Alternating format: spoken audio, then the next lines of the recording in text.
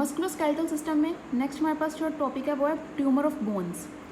सबसे पहले इन ट्यूमर्स को हम जो है वो अकॉर्डिंग टू द रीजन के ये किस रीजन ऑफ बोन्स को जो है वहाँ पे अकर हो रहे हैं उसके हिसाब से हम इसको डिवाइड कर देंगे। फॉर एग्जांपल एपिफिजियल ट्यूमर यानी एपिफिजिस के अंदर जो ट्यूमर अकर होते हैं वो कौन से हैं। उससे सबसे पहले हमारे पास आता है जेंट सेल ट्यूमर, ये तकरीबन एक ही है जिसे हम ऑस्टियोक्लास्टोमा भी कहते हैं। ये ऑस्टियोक्लास्ट सेल जो बोन डिजॉल्विंग सेल्स हैं उनका ट्यूमर है। अच्छा, अब ये हमारे पास है क्या क्या हम सब देख लेते हैं इसके अंदर। सबसे पहले हमारे पास ट्यूमर करता है कॉम्प्राइज जो मल्टी न्यूक्लिएटेड जेंट सेल्स हैं और साथ में स्ट्रोमल सेल्स भी। क्या है इसमें हमारे पास मल्टी न्यूक्लिएटेड, हमें पता है कि ऑस्टियोक्लास्ट सेल्स जो है मल्टी न्यूक्लिएटेड सेल्स होते हैं जो जेंट सेल्स हैं, प्लस हमारे पास कौन से हैं स्ट्रोमल सेल्स। अच्छा, एक चीज़ में ये देखनी है कि जो हमारे पास मैलिग्नेंट प्रोलिफरेशन हुई है वो स्ट्रोमल सेल्स की हुई है। इन सेल्स के अंदर इशू आता है मोस्टली, मतलब जो नियोप्लेजिया वो इन सेल्स के अंदर अक्कर होता है। अब हमारे पास होता क्या है इसके अंदर, क्या हम इसकी थोड़ी सी पैथोफिजियोलॉजी वो देख लेते हैं। वो कैसे होती है कि जो स्ट्रोमल सेल्स हैं वो एक्सप्रेस करते हैं high level of rank L. जो स्ट्रोमल सेल्स हैं वो एक्सप्रेस करेंगे इंक्रीज जो लेवल है रैंक एल का, जो रैंक एल जो प्रोटीन होती है उसका। अब जब रैंक एल का बहुत ज़्यादा लेवल हो गया तो एज अ रिजल्ट हमारे पास जो ऑस्टियोक्लास्ट सेल्स हैं उनके ऊपर रैंक लगी हुई है। ठीक है, ऑस्टियो जो क्लास्ट वाले सेल्स की रैंक है वो इसके साथ अटैच होगी रैंक एल के साथ, जो रैंक लिगेंड जब बाइंड करेगा और एज अ रिजल्ट हमारे पास ऑस्टियोक्लास्ट सेल्स की बहुत ज़्यादा एक्टिविटी हो जाएगी, बहुत ज़्यादा एक्टिविटी अकर होने लग पड़ेगी। और जब ये ऑस्टियोक्लास्ट सेल बहुत ज़्यादा हो जाएंगे तो एज अ रिजल्ट हमारे पास जो जेंट सेल ट्यूमर हो जाएगा। कहाँ पर अकर होते हैं जैसे मैंने पहले बताया एपिफिसिस के ऊपर, मोस्टली एपिफिसिस ऑफ दी जो हम कहते हैं लॉन्ग बोन्स है वहाँ पर, जैसे डिस्टल फीमर हो गया, उसके अलावा प्रॉक्सिमल टिबिया, ये उन रीजन्स के अंदर अकर हो रहा होता है। और यूजुअली ये ट्यूमर अकर किस एज के अंदर होता है, ये यंग जो अडल्ट हैं उनका ट्यूमर है, उनके अंदर हमारे पास जो मोस्टली अकर होता है। अच्छा, और इस ट्यूमर के अंदर एक और चीज़ के हमारे पास एक्सरे के ऊपर अपीयरेंस जो है वो कैसी आती है, important diagnostic point of view कि सोप बबल अपीयरेंस आती है ऑन एक्सरे के ऊपर। हमने बता दिया कि ये एपिफिसिस रीजन के अंदर अक्कर होता है। एपिफिसिस का ट्यूमर है, एपिफिसिस हमने बता दिया लॉन्ग बोन्स का, स्पेशली से हम कहते हैं कि जैसे डिस्टल फीमर का, या फिर हमारे पास जो प्रॉक्सिमल टिबिया वगैरह का ये ट्यूमर है, यंग एडल्ट्स के अंदर अक्कर होता है। एक्सरे के ऊपर जो है हमारे पास जो है सोप बबल अपीयरेंस देता है ये। और हमारे पास क्या है कि जो जेंट सेल ऑस्टियोक्लास्ट सेल्स हैं उसका ट्यूमर है। हमारे पास क्या होगा multinucleated giant cell stromal cells है। स्ट्रोमा के अंदर एक्सप्रेशन रैंक एल का ज़्यादा हुआ, उसके साथ जो ऑस्टियोक्लास्ट का रैंक था वो बाइंड हुआ और ऑस्टियोक्लास्ट की एक्टिविटी हमारे पास जो वो होने लग पड़ी और एबनॉर्मली हाई हो गई। जो एबनॉर्मली हाई हुई तो हमारे पास जो है ट्यूमर हो गया। नेक्स्ट अब जो हमारे पास ट्यूमर होता है वो होता है हमारे पास जो है, हम देख लेते हैं किस रीजन का, मेटाफिसिस का।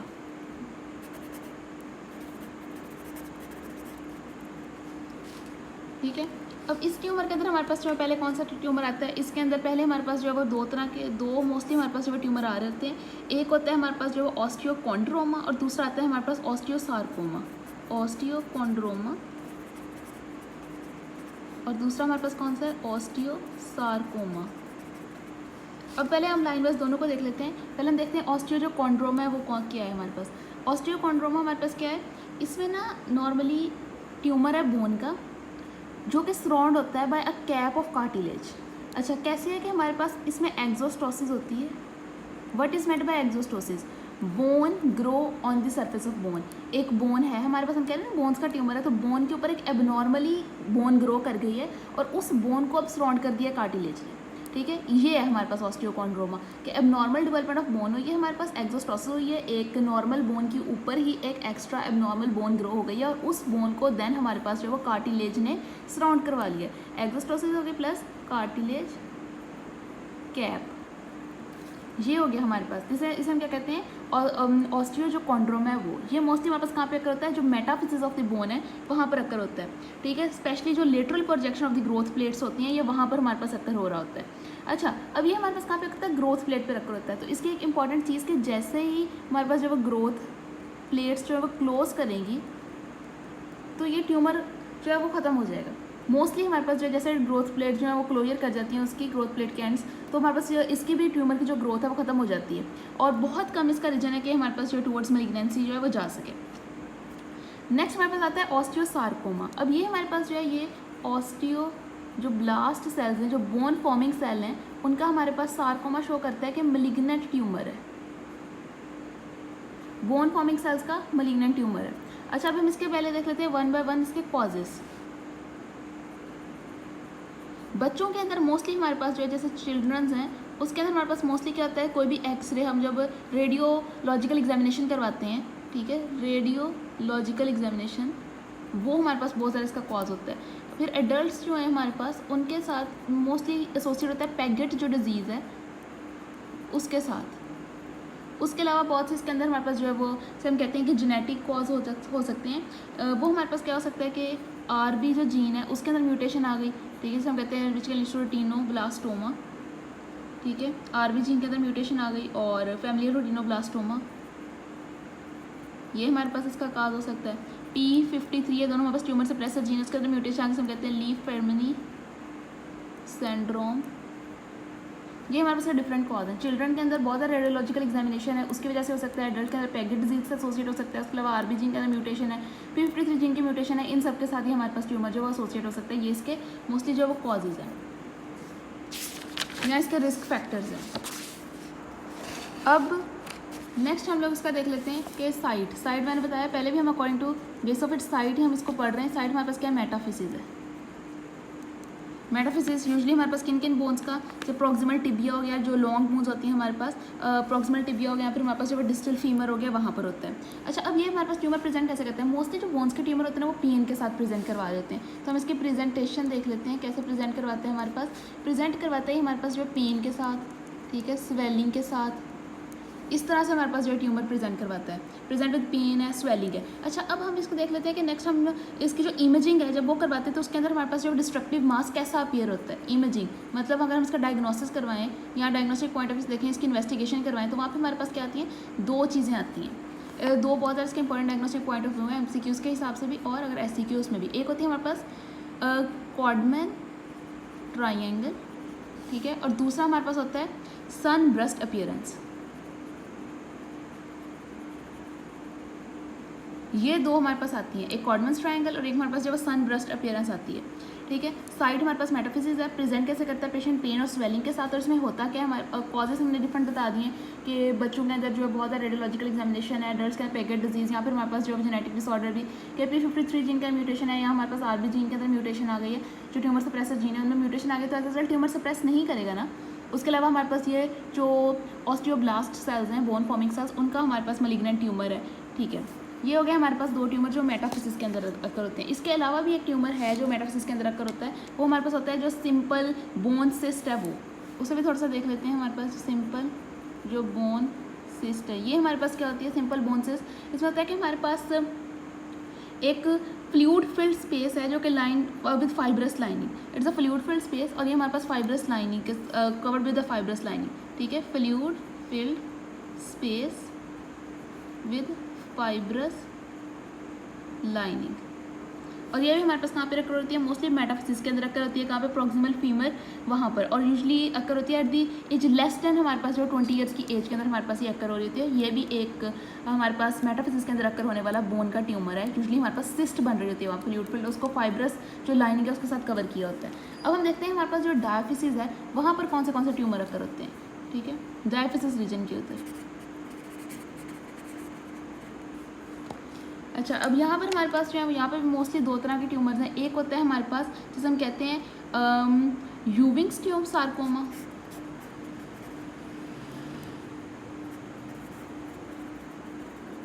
दूसरा हम कहते हैं ऑस्टियोइड ऑस्टियोमा। पहले हम लोग देख लेते हैं कौन सा, यूविंग सार्कोमा। सार्कोमा शो कर रहा है, ये हमारे पास मलिग्नेंट ट्यूमर है। अब मलिग्नेंट ट्यूमर हमारे पास किसका है, ठीक है, मलिग्नेंट प्रोलिफरेशन है। ये जो हमारे पास पुअरली अनडिफरेंशिएटेड सेल्स हैं, कहाँ से ड्राइव होते हैं, न्यूरोएक्टोडर्म से, ठीक है। Malignant tumour of the cells जो कि, या malignant proliferation of the neuroectoderm cells की, मलिग्नेंट प्रोलिफरेशन है ऑफ न्यूरोएक्टोडर्म सेल्स। और फिर इसके साथ एज भी होगी कि हमारे पास बहुत ये यंग एज के अंदर ये अक्कर हो रहा होगा, लेस देन जो 15 ईयर्स के अंदर ही हमारे पास जो अक्कर हो रहा होता है। अच्छा, अब इसके अंदर हमारे पास, और ये कहाँ पर होता है हमारे पास, बोन के अंदर, डायफिसिस के अंदर। डायफिसिस ऑफ बोन में हमारे पास जो अक्कर होता है लेस देन 15 ईयर है, और ये जो न्यूरोएक्टोडर्मल सेल्स हैं उसके अंदर मलिग्नेंट प्रोलिफरेशन हो रही है, तो यूविंग सार्कोमा हमारे पास अक्कर होता है। अब इसके अंदर हमारे पास जो है थोड़ी इसकी क्लिनिकल, पहले इसकी पैथोफिजियोलॉजी भी देख लेंगे और इसकी क्लिनिकल जो प्रेजेंटेशन है वो भी हम देख लेते हैं, ठीक है। पैथोफिजियोलॉजी में हमारे पास क्या होती है,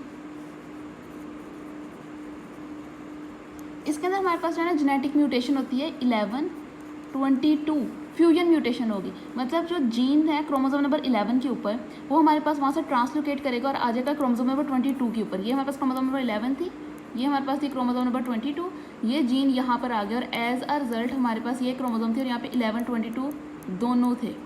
तो ये हमारे पास क्या बनी, एक फ्यूजन म्यूटेशन होगी जिसकी वजह से हमारे पास यूविंग सार्कोमा जो है वो बन गया, ठीक है। ये हमारे पास आगे इसकी पैथोजेनेसिस के हमारे पास फ्यूजन म्यूटेशन है। अब हमारे पास इसकी क्लिनिकल प्रेजेंटेशन अगर हमारे पास आए तो पेशेंट कैसे आता है प्रेजेंटेशन के साथ। अच्छा, इसकी जो क्लिनिकल प्रेजेंटेशन है ना वो ये कि पेशेंट पेन के साथ आएगा, स्वेलिंग, फीवर, लीकोसाइटोसिस, वार्म वगैरह होती है।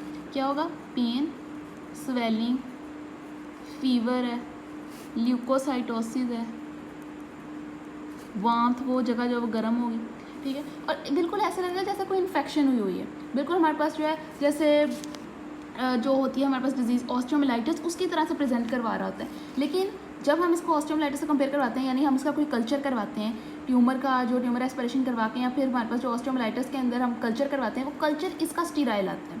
ऑस्टियोमाइलाइटिस में तो यूजुअली बैक्टीरिया है ही है, उसका हमारे पास कल्चर स्टीराइल नहीं आता, इसका कल्चर स्टीराइल आता है, लेकिन प्रेजेंट कर रहा होता है पेशेंट पेन के साथ, फीवर के साथ, ल्यूकोसाइटोसिस के साथ, वार्मथ के साथ, ठीक है। और इसके अंदर हमारे पास जो इन्वेस्टिगेशन हम क्या करवाते हैं, जब हम इन्वेस्टिगेशन करवाते हैं एक्सरे के ऊपर तो हमारे पास जो ओनियन स्किन अपीयरेंस देती है, ओनियन स्किन अपीयरेंस होती है। क्या क्या हमने देखा है कि ये हमारे पास जो न्यूरोएक्टोडर्मल सेल्स हैं उनके मैलिग्नेंट प्रोलिफरेशन हुई है, ठीक है। Patient pain, swelling, fever, leucocytosis, warmth के साथ प्रेजेंट करवाएगा। डायफिसिस का ट्यूमर है और लेस देन 15 ईयर्स की एज में अगर रहता है। इसमें पैथोजेनेसिस होती है, हमारे पास क्या है कि फ्यूजन म्यूटेशन है, 11 जो क्रोमोसोम है वहाँ से जीन जो ट्रांसक्रिप्ट हुआ 22 के ऊपर 11, 22 हमारे पास फ्यूजन म्यूटेशन हो गई है। इन्वेस्टिगेशन में हमारे पास जो ओनियन स्किन अपीयरेंस है, ठीक है। अब नेक्स्ट जो हमारे पास आता है ट्यूमर, उसका नाम होता है हमारे पास ऑस्टियाइड ऑस्टियोमा, ऑस्टियाइड ऑस्टियोमा। ये हमारे पास क्या है, बिनाइन ट्यूमर है ऑस्टियोब्लास्ट का। जो पहले हमने पढ़ा था ऑस्टियोसार्कोमा वो क्या था, मैलिग्नेंट ट्यूमर था। ये हमारे पास क्या है, इट इज़ बिनाइन ट्यूमर है ऑफ ऑस्टियोब्लास्ट। अच्छा, अब इसमें दो चीज़ें, अच्छा इसमें होता क्या है हमारे पास कि ऑस्टियोब्लास्ट सेल उनकी, ये देखें ये हमारे पास बोन थी, ये ऑस्टियोब्लास्ट सेल्स था और इसकी एक बिनाइन आउट ग्रोथ होगी, ठीक है। बोन थी और उसके साथ साथ एडिशनली ऑस्टियोब्लास्ट सेल की बिनाइन आउट ग्रोथ होगी and this outgrowth is surrounded by a rim of reactive bone, ठीक है। इस आउट ग्रोथ को एक रिम ऑफ रिएक्टिव बोन ने सराउंड कर लिया, दिस इज ऑस्टियोइड ऑस्टियोमा। पहले हमारे पास जो है वो थोड़ी सी बिनाइन आउट ग्रोथ होगी and it is then surrounded by a rim of reactive bone, तो ऑस्टियोइड ऑस्टियोमा हमारे पास बन गया। अभी हमारे पास जो है दो तरह के, अगर हमारे पास का साइज़ जो है वो लेस देन 2 सेंटीमीटर है और अगर हमारे पास का साइज़ जो है वो ग्रेटर देन 2 सेंटीमीटर है, ठीक है। अगर लेस देन 10 जो 2 सेंटीमीटर हमारे पास का साइज़ है तो ये हमारे पास जो है वो रिस्पॉन्ड करता है टू एस्प्रिन के साथ, ठीक है, कि पेशेंट जो है वो एस्प्रिन के साथ उसकी जो पेन वो खत्म हो जाएगी। और अगर हमारे पास जो इसका साइज ग्रेटर देन 2 सेंटीमीटर है तो ये रिस्पॉन्ड नहीं कर रहा था हमारे पास एस्प्रिन को और परसिस्टेंट हमारे पास जो प्रेजेंट करता है बोन पेन के साथ पेशेंट, ठीक है। ये रिस्पॉन्ड करता है एस्प्रिन को और ये हमारे पास जो है वो डू नॉट रिस्पॉन्ड।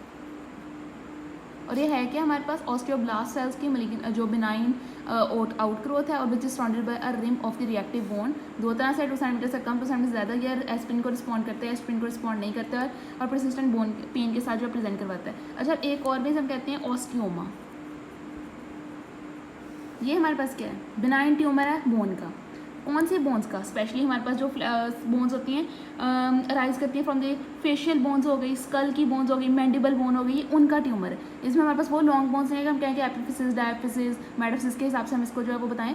ये हमारे पास किसका ट्यूमर है कि ये लॉन्ग बोन्स का ट्यूमर है, सॉरी ये हमारे पास जो है फेशियल बोन्स, स्कल बोन्स और या मैंडिबल उसका ट्यूमर है ऑस्टियोमा। और अच्छा, ये एक हमारे पास होता है ऑस्टियोमा कहाँ पर रख एक स्ट्रॉम सिंड्रोम हम कहते हैं गार्डनर सिंड्रोम।